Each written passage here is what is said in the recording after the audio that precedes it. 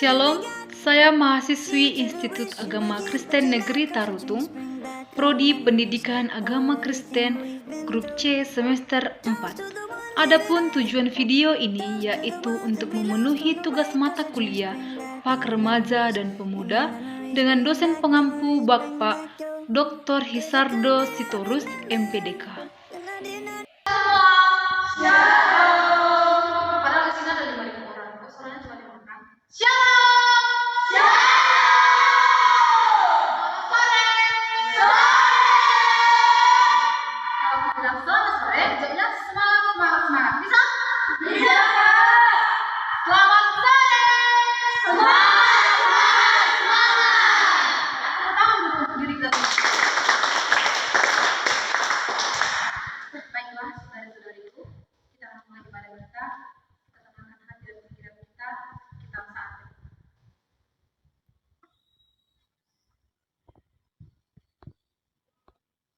Amin.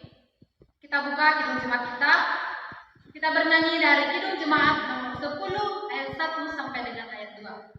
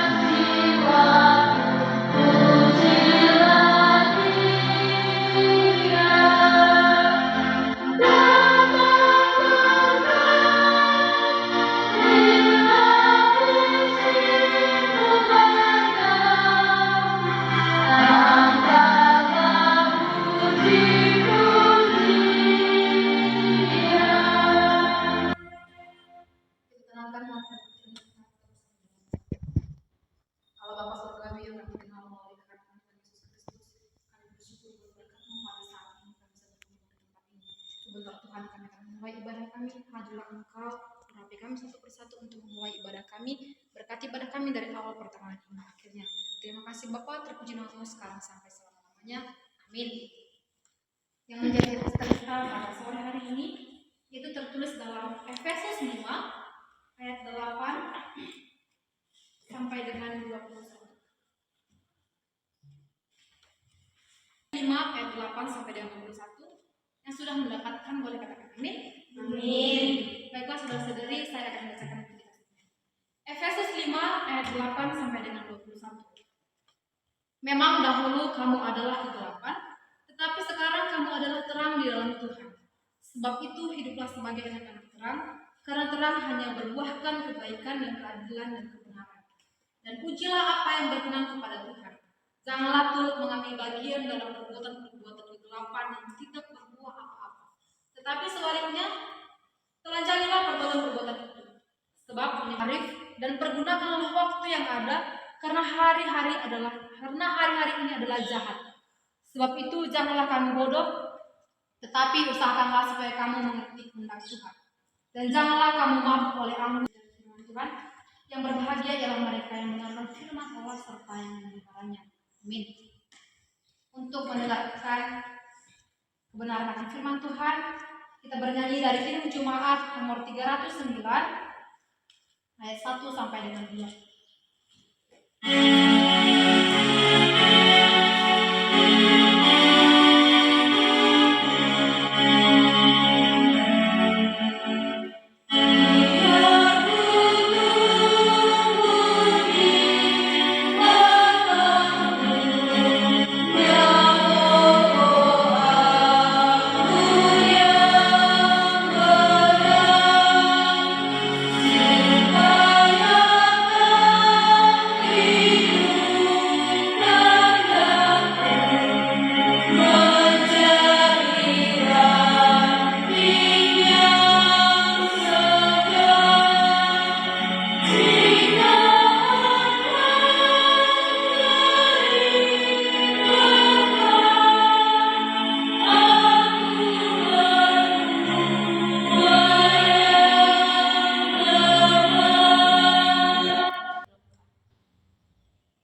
kami yang berkata di dalam kerjaan surga, kami kembali mengucapkan syukur kepadamu buat berkat-Mu pada saat ini. Sebentar Tuhan, kami akan mendengarkan akan kebenaran firman-Mu. Hadirlah Engkau di tempat ini, urapi kami, urapi hati dan pikiran kami untuk mengerti apa isi daripada firman-Mu. Terima kasih Bapa, dalam nama anak-Mu Tuhan Yesus Kristus kami berdoa. Amin. Yang menjadi renungan kita pada sore hari ini tertulis dalam 1 Tesalonika 5 ayat 18. Sudah dapat, boleh katakan amin? Amin. Marilah kita membacakannya secara bersama-sama dalam pertemuan ketiga. 1, 2, 3, ya. Mengucap syukurlah dalam segala hal, sebab itulah yang dikehendaki Allah di dalam Kristus Yesus bagi kamu. Saya membacakan kembali. 1 Tesalonika 5 ayat 18. Mengucap syukurlah dalam segala hal, sebab itulah yang dikehendaki Allah dalam Kristus Yesus bagi kamu. Sesapa sekali lagi. Shalom untuk kita semua. Shalom. Baik, teman-teman, kakak-kakak, adik-adik semuanya yang ada di sini. Pada hari ini kita akan mempelajari tentang nilai-nilai Kristiani pada pemuda Kristen, terutama untuk mahasiswa. Untuk saat ini kita akan mempelajari dengan tema bersyukur dalam situasi sulit. Apa, teman-teman semuanya? Bersyukur dalam situasi sulit. Ya, bersyukur dalam situasi sulit. Kalau kita berbicara tentang bersyukur dalam situasi sulit, sepertinya itu sangatlah sulit. Ya kan teman-teman? Apalagi dalam masa sulit, masa down. Sedangkan kita harus bersyukur. Padahal di masa-masa sulit, di masa-masa down itu kita kadang bersyukur, Tuhan kenapa harus aku kayak gini? Kenapa harus aku? Padahal kita sering mengatakan kenapa harus aku yang masa sulit sekarang ini? Padahal aku gak sanggup. Ya kan teman-teman? Namun kita harus memahami bahwa ucapan syukur adalah kehendak Allah dalam hidup kita. Mengucap syukur kita harus menyadari segala yang terjadi dalam hidup kita ini berada dalam rencana dan kendali Tuhan. Oleh karena itu, walaupun kita dalam masa sulit, apalagi sekarang ya kan, sering masa-masa sulitnya sepertinya untuk mahasiswa sekarang ini, tugas contohnya ya kan, padahal kita udah capek mengerjakan yang ini, belum siap yang satu, udah datang satu lagi, itu sulit. Tapi dalam situasi itu juga kita harus bersyukur. Karena apa, masih bisa akan mengerjakan tugas, sedangkan teman-teman kita di luar sana mau mengerjakan tugas mensukanya nggak bisa. Karena apa? Karena dia nggak kuliah. Untuk itu kita harus membaca Roma 5 ayat 3-4. Roma 5 ayat 3-4. Tolong Lisa bacakan untuk kita semua. Beginilah firman Tuhan, bukan hanya itu saja, kita malah bermegah juga dalam kesengsaraan kita. Karena kita tahu bahwa kesengsaraan itu menimbulkan ketabahan. Ketabahan menimbulkan tahan uji, dan tahan uji menimbulkan pengharapan. Pengharapan tidak mengecewakan, karena kasih Allah telah dicurahkan ke dalam hati kita oleh Roh Kudus yang telah dikaruniakan kepada kita. Terima kasih Bu Lisa. Di sini kan dikatakan bahwa bermegahlah dalam kesengsaraan. Salah satu teman-teman. Tapi dikatakan di sini bahwa itu kesengsaraan itu menimbulkan ketekunan, dan ketekunan menimbulkan tahan uji. Nah, ketika kita udah tahan uji, kita bisa membilang kayak gini. Kan pernah mendengar kata-kata orang lah ya, di IG misalnya, tidak mungkin aku menggigil di saat gerimis, sedangkan aku sudah tahan dalam badai. Sering kan kita dengar itu? Dalam situasi sulit, mudah bagi kita untuk merasa putus asa dan kehilangan harapan. Apalagi sekarang, pemasukan minim, sedangkan pengeluaran kita sangat ekstrim. Ya kan teman-teman? Kehidupan ini penuh dengan tantangan dan ujian. Terutama bagi pemuda Kristen yang berjuang untuk mempertahankan iman kita dalam dunia yang sering berlawanan dengan nilai-nilai yang kita anut. Namun di tengah-tengah semua kesulitan itu penting untuk kita ingat bahwa sebagai anak-anak Tuhan, sebagai remaja pemuda Kristiani, sebagai mahasiswa Kristiani, kita dipanggil untuk bersyukur dalam segala hal. Tuhan sebab Ia baik. Sekalipun kita masa sulit, itu pasti ada nanti terbayarkan nanti capek-capek kita itu. Begitu kata Mazmur 107 ayat 1. Bahkan dalam masa sulit pun Tuhan tetap setia dan layak untuk dipuji. Hidup tidak selalu berjalan sesuai dengan rencana kita.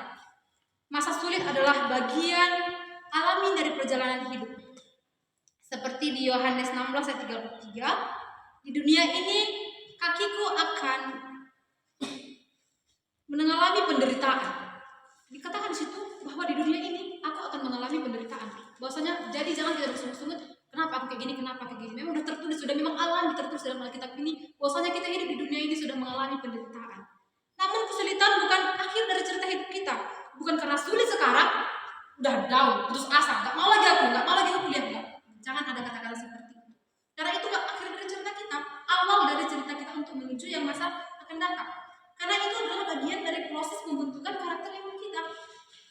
Namun pertanyaannya saudara-saudari, mengapa kita bersyukur dalam masa sulit? Itu loh. Yang pertama itu, kesulitan membawa kita, membuka mata kita untuk melihat hidup yang lebih perspektif yang berbeda. Kadang melalui penderitaan kita dapat memahami nilai-nilai yang sebelumnya terlewatkan atau terabaikan dalam hidup kita. Memang karena sulit kita sekarang, ada teman-teman di sini karena sulit sekarang sering berdoa. Ada kayak gitu? Ada kan? Karena sulit sekarang berdoa. Hanya karena itulah kenapa kita bersyukur dalam masa sulit. Ada untungnya, tapi nggak untung untuk sekarang kan? Yang kedua, pertumbuhan pribadi kita. Seperti logam yang diuji dalam api, begitulah juga dengan kita. Kita juga diuji melalui kesulitan. Pertumbuhan pribadi terjadi ketika kita belajar mengatasi rintangan yang ada dalam hidup kita dan mengalami tantangan dan keberanian atau ketekunan dalam hidup kita. Yang ketiga, bergantung pada Allah. Kesulitan-kesulitan yang sudah kita alami itu semua mengajarkan kita untuk lebih bergantung kepada Allah. Iya kan? Waktu kita masa sulit, apalagi muncul di reels IG kata-kata yang rohani menuntut ke masalah kita, pas kali kita rasa, langsung kita simpan, pasti kayak gitu kan? Langsung berdoa kita, kadang-kadang juga menangis seperti itu. Itu kan untuk mendekatkan kita pada Tuhan. Ketika kita merasa lemah, ingat bahwa Tuhan itu kuat.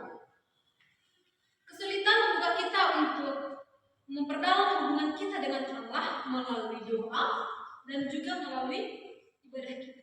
Yang keempat, kesempatan untuk memberkati orang lain. Ini kayaknya banyak nih. Dari pengalaman-pengalaman kita yang sulit bisa jadi inspirasi untuk orang. Misal ada teman kita yang lagi sulit, padahal kita sudah melalui itu, bisa kita katakan, aku pernah kayak gitu loh, kayak gini, kita ceritakan masa sulit kita. Sehingga apa? Orang-orang yang tadi itu bisa lebih bersemangat lagi. Jadi semangat dia kan, saat kita bersyukur dalam kesulitan, kita memberikan kesaksian tentang kekuatan Allah yang bekerja dalam hidup kita, yang dapat menguatkan bahkan menghibur orang yang sedang berjuang. Bisa kita contoh dari dalam Alkitab yang bersyukur dalam masa sulit. Yang pertama itu Ayub. Siapa di sini yang pernah membaca kisah Ayub? Cuma 3 orang. Kisah Ayub, saya rasa semua pernah kan? Kisah Ayub. Nah di situ jelas, walaupun si Ayub diuji dengan berbagai penderitaan, tantangan, tetapi apa? Di situ Ayub bersyukur. Bahkan tetap setia kepada Allah. Tidak sekalipun dia meninggalkan Allah. Demikian juga dengan mahasiswa yang ada di yang tahun ini terlebih. Kita harus tetap, walaupun masa sulit, kita tetap harus bersyukur dan setia kepada Allah. Yang kedua itu adalah Rasul Paulus. Paulus seringkali mengatakan rasa syukurnya meskipun dia banyak penderitaan dan penindasan yang dilakukan oleh orang-orang sekitar. Namun ada juga yang bertanya, bagaimana kita dapat membangun sikap bersyukur dalam masa sulit? Di sini saya ada beberapa cara kita dapat membangun sikap bersyukur dalam masa sulit. Yang pertama, praktek pembiasaan. Mulailah setiap hari dengan berterima kasih kepada Allah atas berkat-berkat kecil yang kita alami, yang sudah terlewatkan di hidup kita. Sedikit pun, walaupun kita masa sulit, ingat masih banyak hal-hal yang baik yang sudah kita lakukan. Yang kedua, memfokuskan pada yang baik. Meskipun tenggelam dalam kesulitan, carilah hal-hal yang masih layak disyukuri dalam setiap masa sulit yang kita hadapi. Contohnya, walaupun masa sulit, tapi kita masih bernapas kan, masih makan, itu patut nggak disyukuri. Saya mau bertanya untuk saudara-saudara sini, siapa yang sudah bersyukur untuk hari ini? Untuk saat ini, siapa yang sudah bersyukur? Saya tahu bahwasanya banyak sekali tugas-tugas yang kita alami. Sudah bersyukur? Coba dulu salam kiri kanannya dan tanyakan, apakah Anda sudah bersyukur hari ini? Yang menjadi kesimpulannya, yang menjadi tutupnya di sini, ingat masa sulit bukan akhir dari perjalanan hidup kita, tetapi bagian dari proses pembentukan kita sebagai anak-anak Allah, sebagai pemuda remaja Kristen. Kesulitan, mari kita bersyukur atas kehadiran dan kasih Allah yang tidak terbatas dalam hidup kita.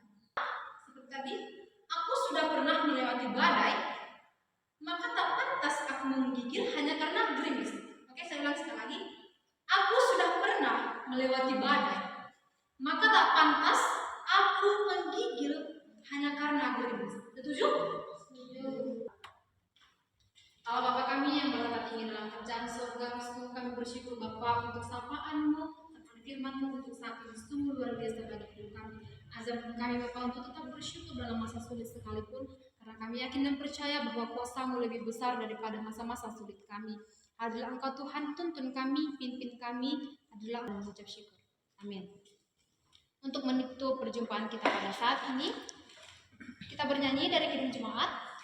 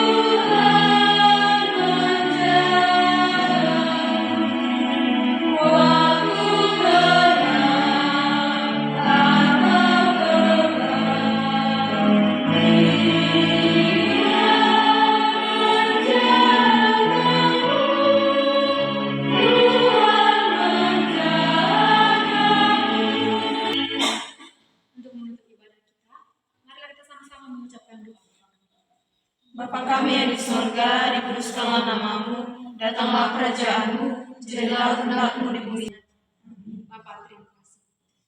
Bapa, terima kasih. Bapa, terima kasih.